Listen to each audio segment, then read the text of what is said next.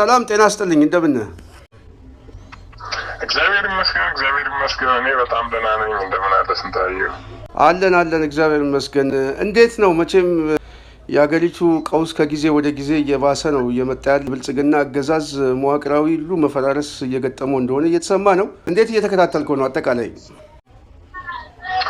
በጣም ጥሩ ነው ስንታየው ከዚህ በፊት በተማሪዎች ላይ በደል ሲፈጸም ባለፉት 7 ዓመታት ከፍተኛ በደል ሲፈጸም ነው የነበረው አንደኛ የ12ኛ ክፍል ፈተናን በተለያየ ጊዜ በማራዘም ተማሪዎችን የማሰልቸት ተስፋ የማስቆረጥ ሁለተኛ የተማሪዎችን ዝቅተኛ ውጤት ማምጣት በከፍተኛ ደረጃ በማሾህ ወላጆችና ተማሪዎች ተስፋ እንዲቆርጡ ከፍተኛ ፕሮፓጋንዳ ሲሰራ ነው የነበረው ባጭሩ ተማሪዎች ወደ ዩኒቨርሲቲ እንዳይገቡ የትኛውንም መሰናክል ከፍተኛ የሆኑ መሰናክሎች ፈተና ላይ ማዋከብ ተማሪዎች በቂ ትምህርት ሳያገኙ በሚገባው ደረጃ ሳይማሩ ወደ ፈተና እንዲቀመጡ የማድረግ ውጤቱን በመስቀል ወደ ዩኒቨርሲቲ እንዳይገቡና ዩኒቨርሲቲዎችን ባዶ የማድረግ ስራዎች ሲሰሩ ቆይተዋል ሁላችንም እንደምናስታውሰው አሁን ደግሞ በተጨማሪ ምንም ተማሪ ባልወሰነበት ባልመከረበት ሁኔታ የምርቃ ጊዜያቸውን በአንድ አመት ውስጥ ለማራዘም የተደረገው ውሳኔ ተማሪዎችን አስቆጥቶ መጀመሪያ በአምቦ ዩኒቨርሲቲ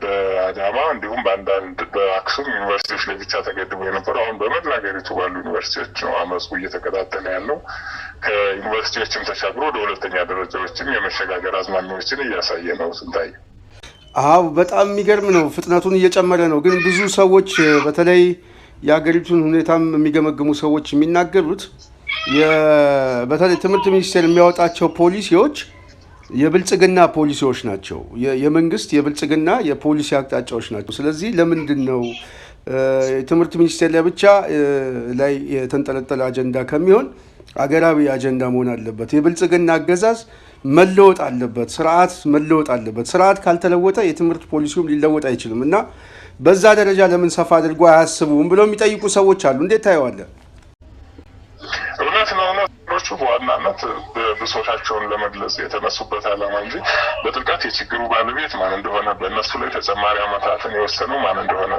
አስገዳጅ ውሳኔዎችን የወሰነው ማን እንደሆነ ያለመረዳት ችግር አለ በዚህም ምክንያት ዋናው የችግሩን ባለቤት ትቶ ዋናውን ዛፉንና ግንዱን ትቶ ቅርንጫፉ ላይ ብቻ የማተኮር አዝማሚያዎች ተስተውለዋል እነሱ በዋናነት የጠራ ዓላማ ይዞ ትግሉን ወይም ተቃውሞ በበሰለ መንገድ የሚመራ ኃይል ባለመኖሩ በደም ነፍስ የተመራ እንቅስቃሴ በመሆኑ የተፈጠሩ ናቸው ስንታይ ለዚህ እንደማሳያ የምንጠቀመው ምንድነው በተለይ ቅርብ ጊዜ የመጅሊስ አመራሮች መግለጫ ሲሰጡ የጥያቄውን እንድምታ የጥያቄውን አውዲዮ ወሰዱት ትምህርት ሚኒስቴር ላይ ነው መንግስታችን የለውጥ መንግስት ነው መንግስታችን ለውጡን እየደገፍን ነው ግን ትምህርት ሚኒስቴር ብለው ቅርንጫፉ ላይ ነው መንጠልጠል የፈለጉት ግንዱን ትተው ተማሪዎቹም አመጹም በዚያ አቅጣጫ እንዴት የተፈለገ ቅንጅታዊ መግለጫ አይመስልም እውነት ነው በዋናነት የተማሪዎችን ህጋዊ ጥያቄ የተማሪዎችን ብሶት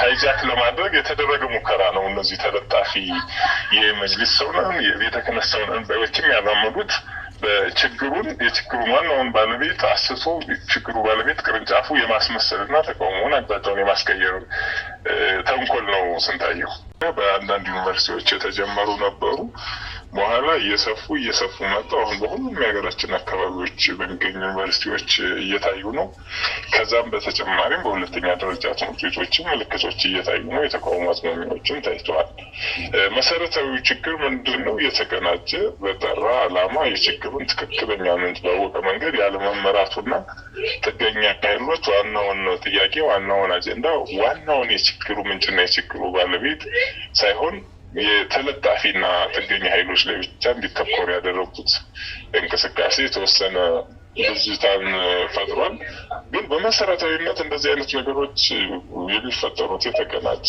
ስርዓት ያለው አመራር ሳይኖር ሲቀር ነው እያንዳንዱ እንቅስቃሴ በእቅድ በተደራጀ አመራር ዓላማውን በሚገባ በሚያውቅ ኃይል ካልተመራ ምንጊዜም በእንደዚህ አይነት መንገድ ሃይጃክ የመሆን እድል አለው ለዛም ነው ሁሉም ማህበራዊ ኢኮኖሚያዊ ፖለቲካዊ ጥያቄዎች ይነሳሉ ከዛ ይድበሰበሳሉ ወይንም አቅጣጫቸው እንዲቀየሩ የሚደረገው በዚህ የተደራጀ የሚመራ የሚያስተባብር አካል በሚገባው ልክ ስላልተዘጋጀ ነው። ስንታይ እርግጥ ዋናውም ችግሩ እሱ ነው። ግን ለተነጠለ ጥያቄዎችን ብቻ በመያዝ የሚደረግ ጥያቄ ስለሆነ ነው። በተለይ የሐኪሞች ጥያቄ፣ የሹፌሮች ጥያቄ፣ የተማሪዎች ጥያቄ እየተነጣጠለ እንዲመታ ምክንያት ሆኗል። ስለዚህ ይሄ የሁሉም ጥያቄ በሀገር አቀፍ የሚወሰን ጥያቄ ነው። ይሄ ደግሞ የስርዓት ለውጥ ነው የሚል ብያኔ ያስፈልገዋል። እንደው ከዚህ በፊትም እንዳልነው አዲስ አበባ ላይ የተለያዩ ምልክቶች እየተዘጋጁ ነው። እንደው የአዲስ አበባው ጉዳይ እንዴት እያየው ነው? ህዝቡ መቼም የአዲስ አበባ ነዋሪ አሁን በቲክቶክ ላይም በፌስቡክ ላይም ቢያንስ በግል ገጹ ላይ ተቃውሞን እየገለጸ ነው እያንዳንዱ ሰው እና እንዴት ነው አዝማሚያው? መሬት ላይ ያለው ሁኔታ እንዴት ነው? በጣም ጥሩ ያነሳው ጥያቄ ብሶቱ ከገነፈለ ቆይቷል። ባለፈውም ፕሮግራም እንደሰራ ነበር። ሰው የመጨረሻው ብሶት ጫፍ ላይ ደርሷል። የትኛውም ዝግጁ የሆነበት ደረጃ ላይ ደርሷል። የሚያስፈልገውና መሰረታዊ ክፍተት የተደራጀ መሪ ኃይል፣ አስተባባሪ ኃይል ያለመኖር ነው።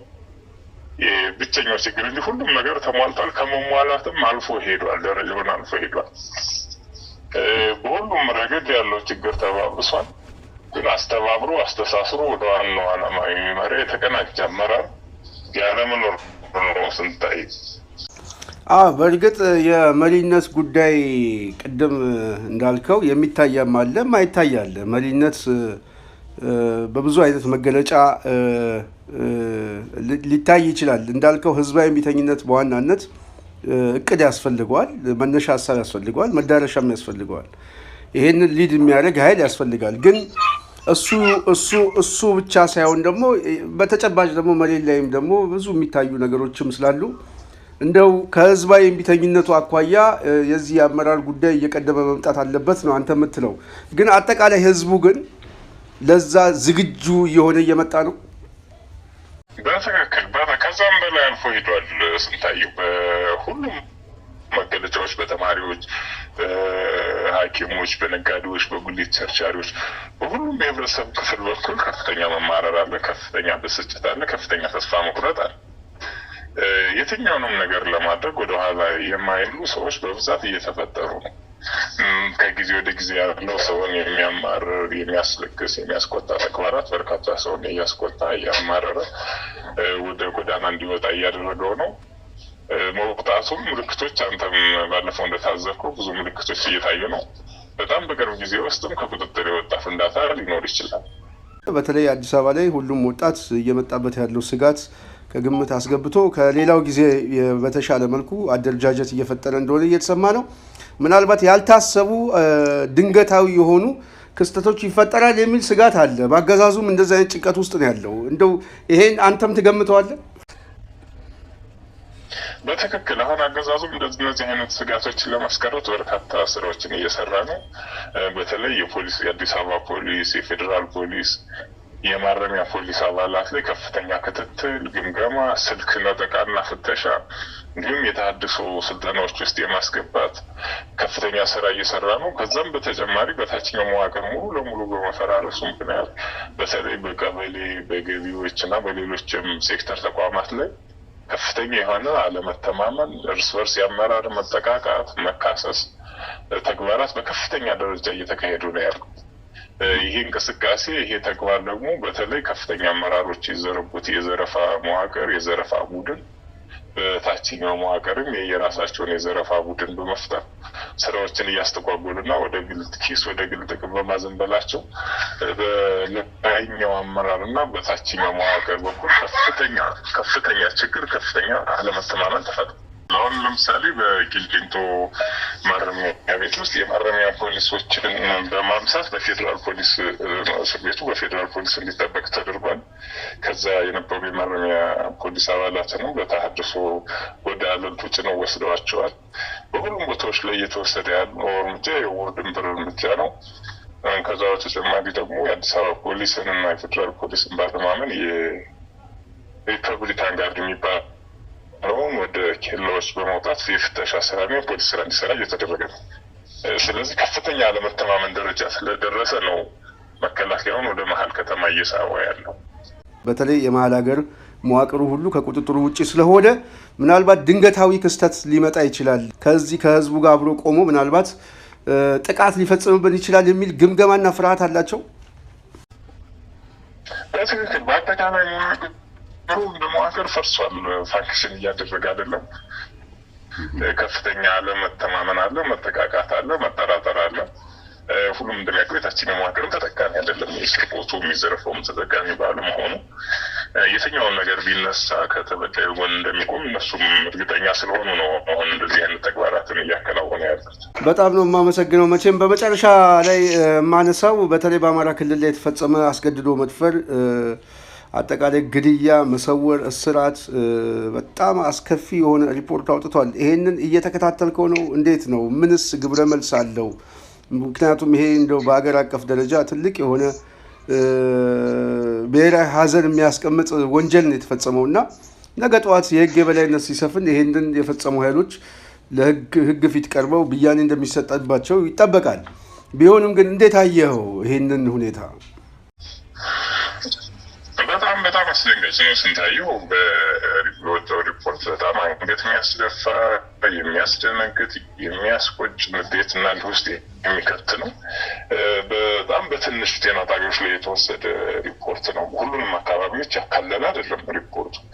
በዛ ትንሽ ቦታ ላይ በቢቢሲም ሌሎችም የጥናት ተቋማት ሰብአዊ መብት ተቋማት ጥናት ባደረጉባቸው ትንሽ ቦታዎች ላይ ይህን ያክል ዘግናኝ ድርጊት ከተፈጸመ በሙሉ ቢጠና በትክክል ቢጠና ምን ያክል ስር የሰደደ በደል እንደተፈጸመ የሚያሳይ ነው። አንተም እንዳልከው ይህንን ያስተባበሩ የመሩ አመራር የሰጡ ሁሉም የእጃቸውን የሚያገኙበት ጊዜ እየመጣ ስለሆነ ለዛ ጥሩ በግብዓትነት የሚያገለግል ነገር። በጣም ነው የማመሰግነው። መቼም በመጨረሻም እንደው አንተ ቀረ የምትለው ነገር ካለ እድሉን ተጠቀም። መቼም በተለይ ከዚህ ከህዝባዊ እምቢተኝነቱ ጋር እንደውም አሁን አንተም በመረጃ እንደሰጠን ያገዛዙ መዋቅር እየተፈራረሰ ነው። እንግዲህ የላይኛውና የታችኛው መዋቅር እየፈራረሰ ነው። በተለይ ሰራዊቱ ከሚነሳው ህዝባዊ እምቢተኝነት ጎን እንዲቆም እንደው ምክር ሀሳብ ካለ? እውነት ነው ባለፈው ሰዓት ሁሉም ወደ ራሱ ወደ ቀልቡ መመለስ አለበት። የሞተን ነገር እንዲድን ማድረግ ስለማይቻል መመለስም ስለማይቻል ሁሉም ራሱን ለማዳን ራሱን ለማብቃት እርምጃዎችን መውሰድ አለበት። ከህዝቡ ጎን መቆም አለበት። ከዛ ውጭ አማራጭ የለውም። ተጠራርጎ መመታት ወይንም ተጠያቂ ከመሆኑ ውጭ ምንም ትርፍ የሌለው ነገር በመሆኑ ሁሉም ኃይል ወደ ወገን ወደ ህዝቡ መመለስ አለበት ማለት ነው የምፈልገው። ስንታይ በጣም ነው የማመሰግነው። በአድማጭ ተመልካቾቻችን ስም እንደው ሁልጊዜም ስለምትተባበርን ከልብ አመሰግናለሁ። እኔም በጣም አመሰግናለሁ ስንታይ። እሺ።